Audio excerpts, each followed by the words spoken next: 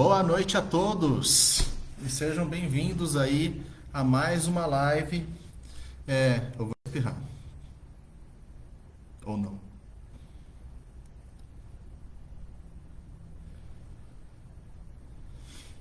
Tá aquela situação complicada, gente. Mas bem-vindo todos a mais uma live aqui do Templo Bushinge.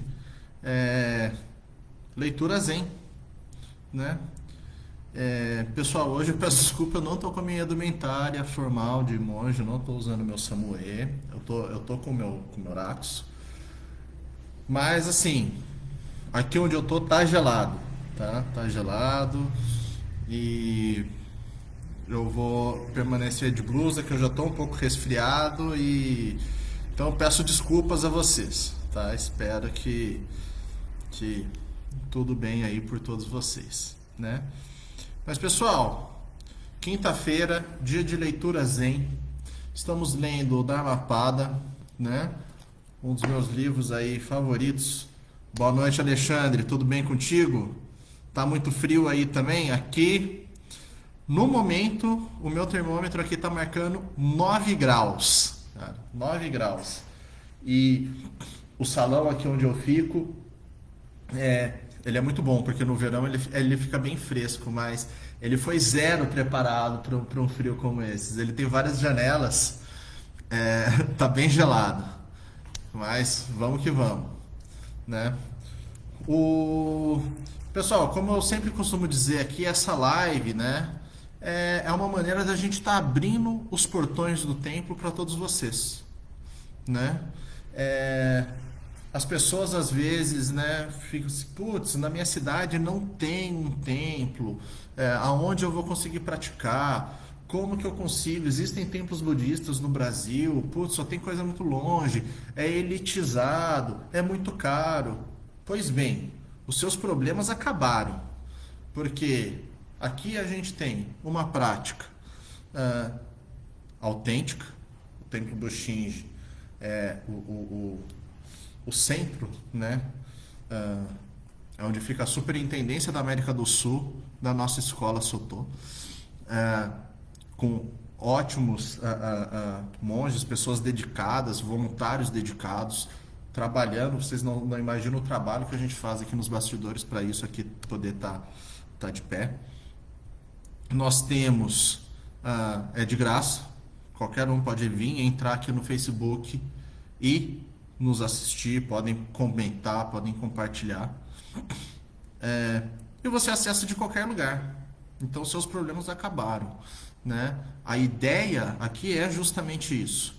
É a gente conseguir trazer mais gente para estar praticando, mais gente que queira estar praticando, poder estar praticando, independentemente de qualquer restrição, seja financeira, seja geográfica, seja a que for. Então a gente sempre está buscando expandir cada vez mais o nosso alcance, o alcance àqueles que querem praticar, né?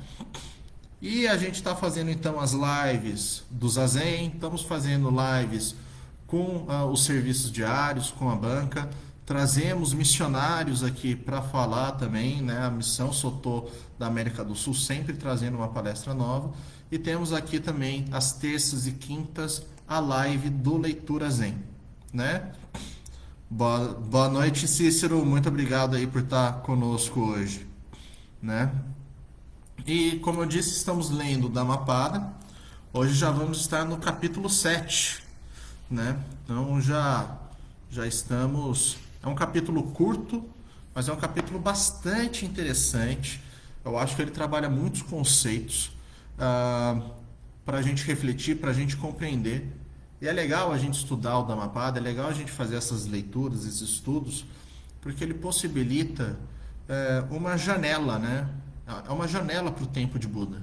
Então, às vezes tem coisas, tem metáforas usadas aqui que são lá do tempo de Buda, e isso faz a gente ir estudar, descobrir o que é aquilo, sobre o que aquilo se trata, para começar e nesse processo de descoberta, nesse processo de estudo, a gente vai conseguindo entender muito melhor o contexto no qual Siddhartha Gautama viveu e o budismo se desenvolveu, né?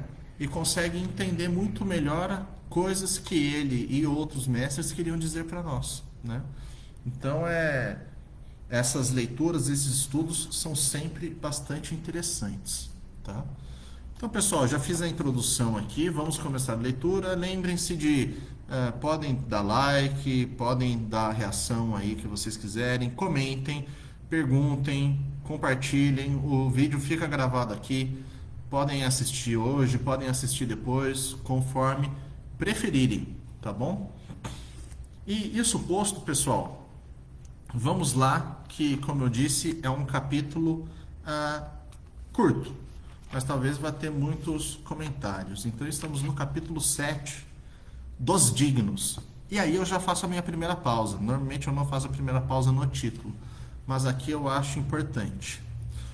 O título original seria dos Arahats, que nessa versão que eu tenho aqui, traduziu-se o termo Arahat por digno. Arahat seria aquele que atingiu o Nirvana, ou seja, ele atingiu a completa extinção. Completa extinção do quê? Né? A extinção das 3 chamas, que são a força motriz do Sansara. Quais são essas 3 chamas, ou 3 venenos? Ilusão, apego e aversão, né? Então, aquele que, pela prática, por um grande conhecimento, conseguiu entender aquilo que Buda Shakyamuni também compreendeu, este alguém se torna um Arahat, né? Torna-se alguém digno, né?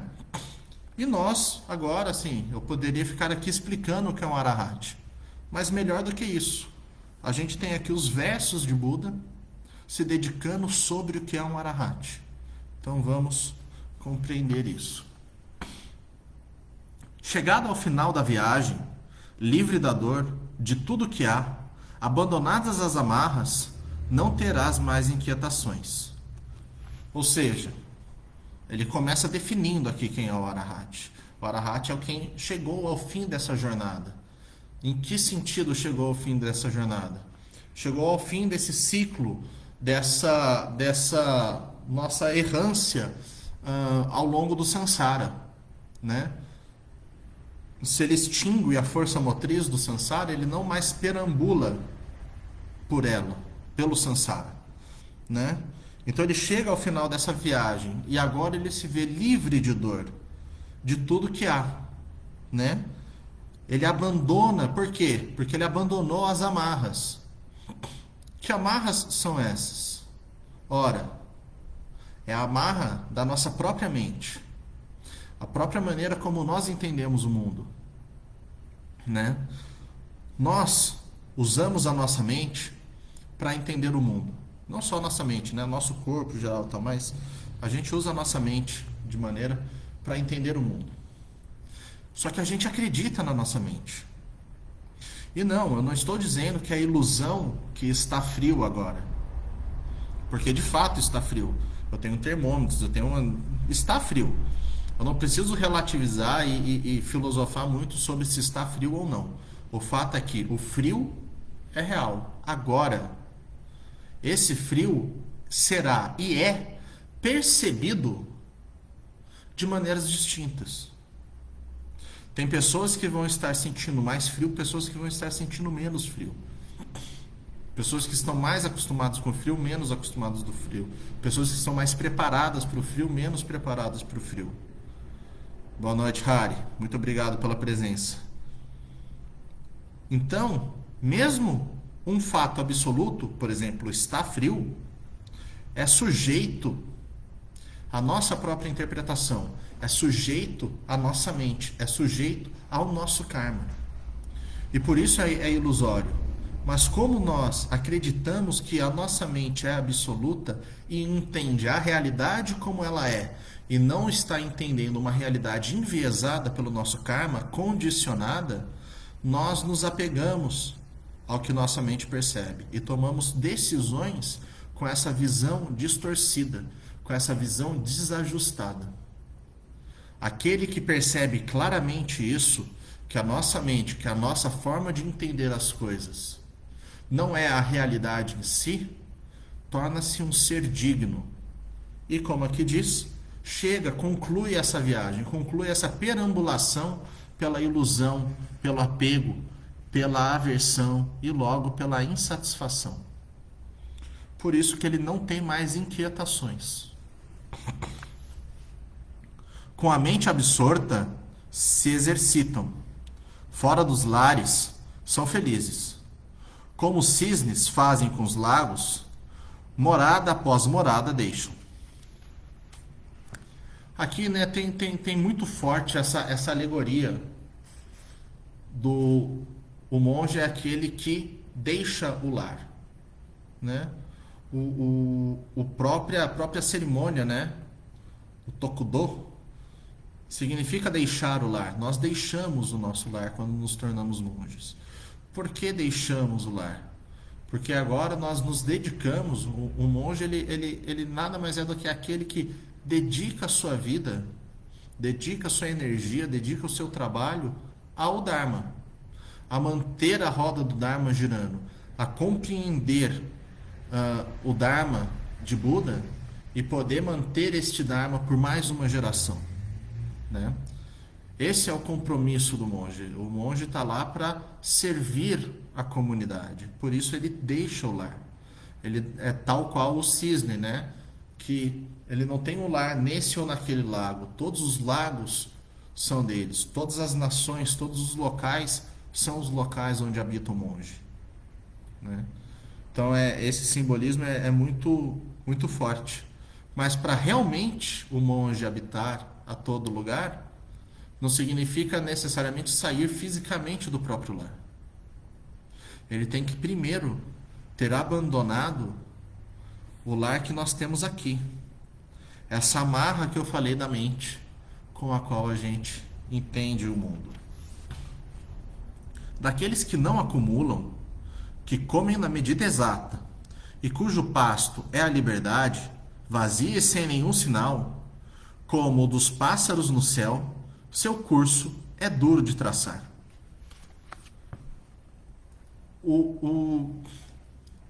A característica do Arahat, né? Eu acho que é muito importante isso, né? Que o seu pasto é a liberdade, vazio e sem nenhum sinal, né? O Arahat, aquele que se tornou digno, ele não é reconhecido por características. Um Buda não é reconhecido por características. Isso está no Sutra do Diamante. Dharmakaya, o verdadeiro corpo de um Buda. Ele não pode ser conhecido, concebido por características. A mesma coisa o Arahat, aquele que despertou. Aquele que despertou não é um corpo, não é a pessoa. Não é a pessoa que é um Arahat. É difícil traçar, pois eu não tenho características para dizer isso é o Arahat, isso não é. É como os pássaros voando no céu. Eles voam e eu vejo eles voando. Eu vejo que eles seguiram um traço. Mas o traço exato que eles seguiram, para mim, é quase impossível de ser desenhado. É isso a questão aí de perceber o Dharma e de se tornar um com esse Dharma, né? Por assim dizer. Dos livres de todo veneno, da gula também já libertos, e cujo pasto é a liberdade, vazio e sem nenhum sinal, como dos pássaros no céu, seu curso é duro de traçar. E Buda repete, né, de novo a mesma coisa. Primeiro ele começa assim, os que nada acumulam. E daí ele explica, livres de todo veneno. Porque os que não acumulam são os que são livres de todo veneno, né? Que venenos? De novo, ilusão, apego, aversão, desejo, raiva e ignorância. Esses são os 3 venenos que nos mantêm presos, que nos mantêm no acúmulo. Que acúmulo é esse? É o acúmulo do nosso próprio karma. É o acúmulo do nosso próprio entendimento, da nossa própria arrogância, do nosso próprio desajuste. Quando eu me liberto disso, quando eu me liberto do meu próprio querer, o que resta? Isso é muito difícil de traçar. Eu não consigo trazer e dar características para o Arahat, assim como eu não consigo dar características ao próprio Buda. Quem já pode tornar seu ânimo equânime, qual corcel domado pelo charreteiro, livre dos venenos e dos próprios orgulhos, é invejado até mesmo pelos deuses. Isso é importante da gente perceber, né? Um Buda é alguém que se torna professor dos deuses. Um Buda não é alguém que se curva diante dos deuses. Um Buda possui uma sabedoria superior à dos deuses, pois a sabedoria de um Buda é uma sabedoria imensurável. E de novo, por que ela é imensurável? Pois ela não conhece características. Se ela não conhece características, eu não consigo traçá-la, eu não consigo medi-la. Um Buda é esse ser que está além de características. E tal qual esse ser, Buda, assim também o são os Arahats. Né? E é importante essa questão aí também do charreteiro, né? Tem um livro bem interessante da escola Rinzai, de Soho Takuan, e em algum momento ele fala sobre ele usa uma metáfora do cavalo, que ele fala assim, que a gente pode achar até que o cavalo não domado, solto, é o cavalo verdadeiramente livre. Mas não. Eu tenho que amarrar o cavalo para domá-lo, para daí sim eu ser verdadeiramente livre. E é a mesma coisa com a nossa mente. Eu posso virar e falar assim, não, eu não preciso fazer nada, o Zen não é nada, Buda não conhece características, então eu estou bem. Não. Eu tenho que domar a minha percepção. Eu tenho que domar muito bem a minha percepção para perceber o quão iludida ela é. Para ensiná-la o quão iludida ela é. Só quando eu tiver este controle, né? Só quando eu tiver este nível de entendimento, como o bom charreteiro, o corcel, é que eu vou estar verdadeiramente livre. Caso contrário, eu sigo ao sabor dos ventos do condicionamento. E sigo entendendo e pensando que tudo que eu sou condicionado a achar é a realidade.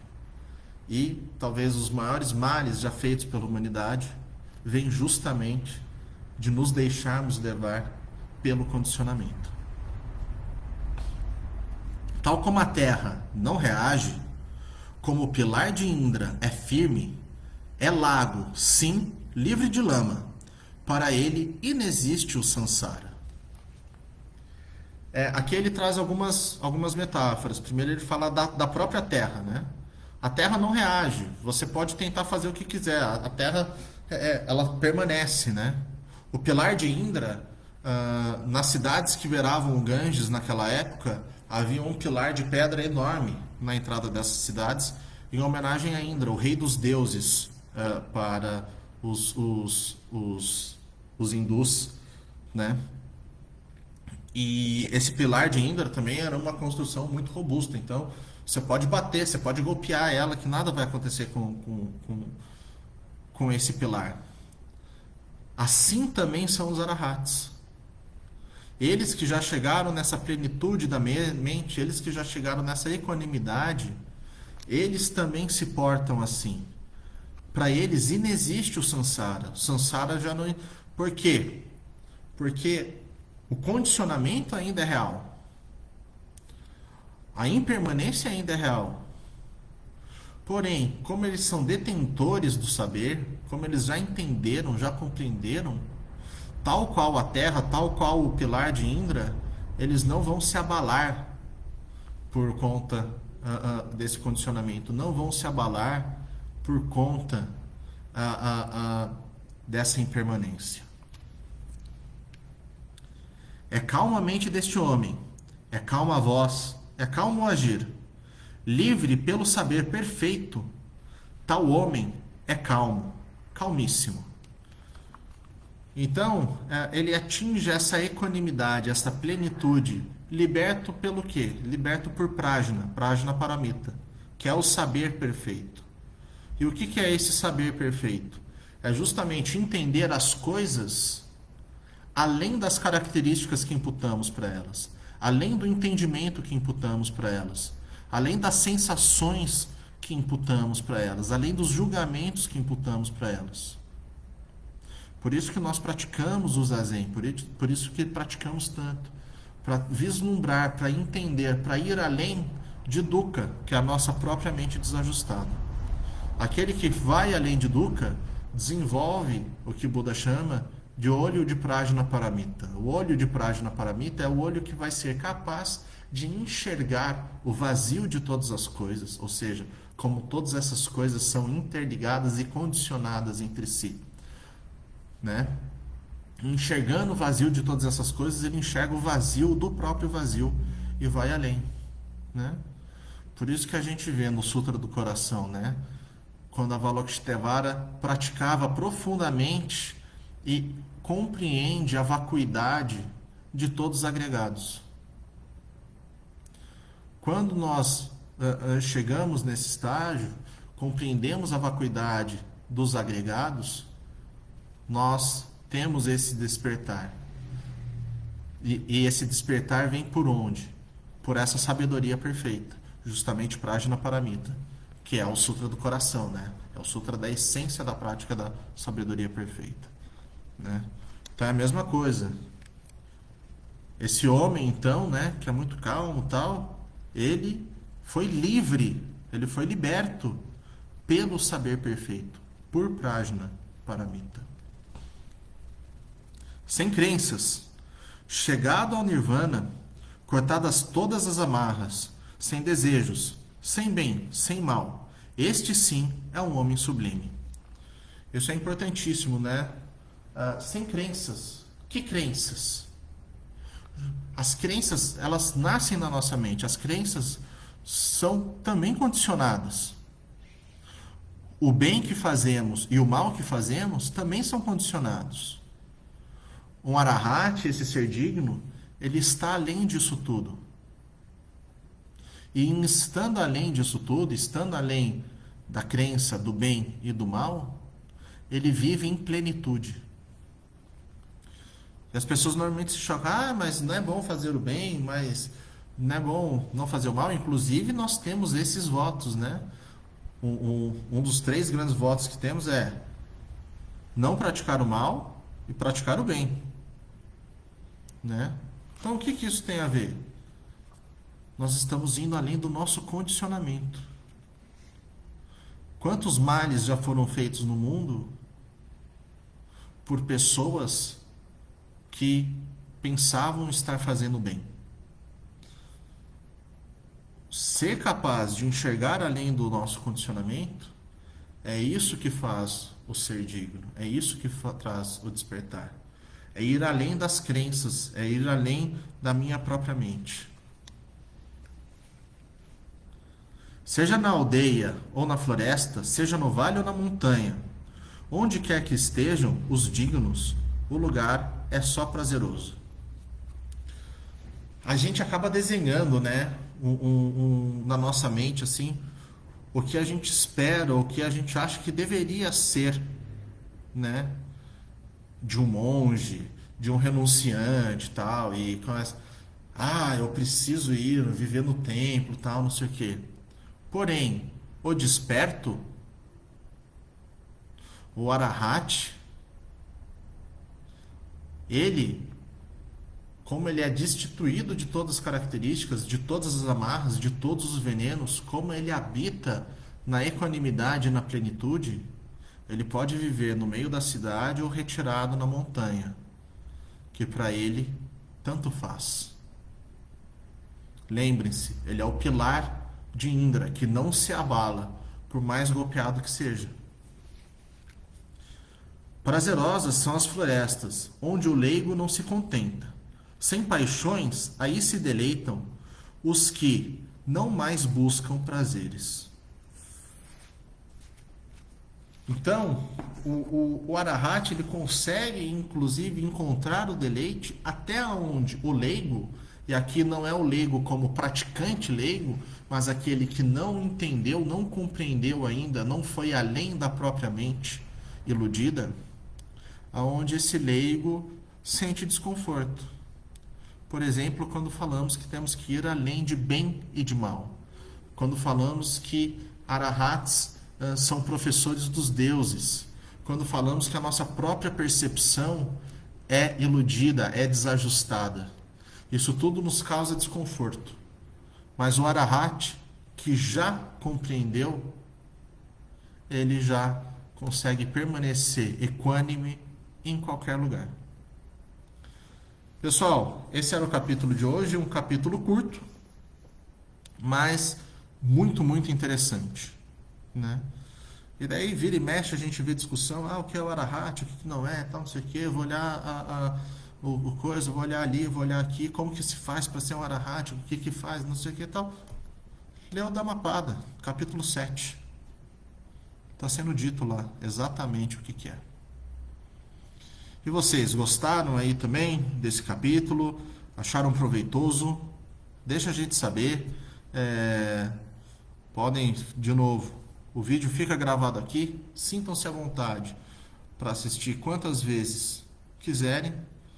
E vamos agora fazer o encerramento. Se vocês puderem juntar as palmas das mãos. Engaixou? Nega waku waku no kudoko mote amani kuisai ni uyoboshi warera to shujo to minato ni butsudo jozen koto ho jiho sanshi shifu shisombu samokosa moko hoja horomi. Que os méritos dessa prática se estendam a todos os cantos do universo, beneficiando inúmeros seres.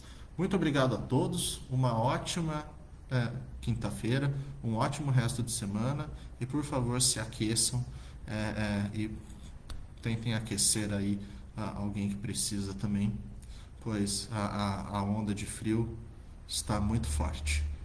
Muito obrigado a todos, tenham uma ótima semana e uma ótima noite. Obrigado.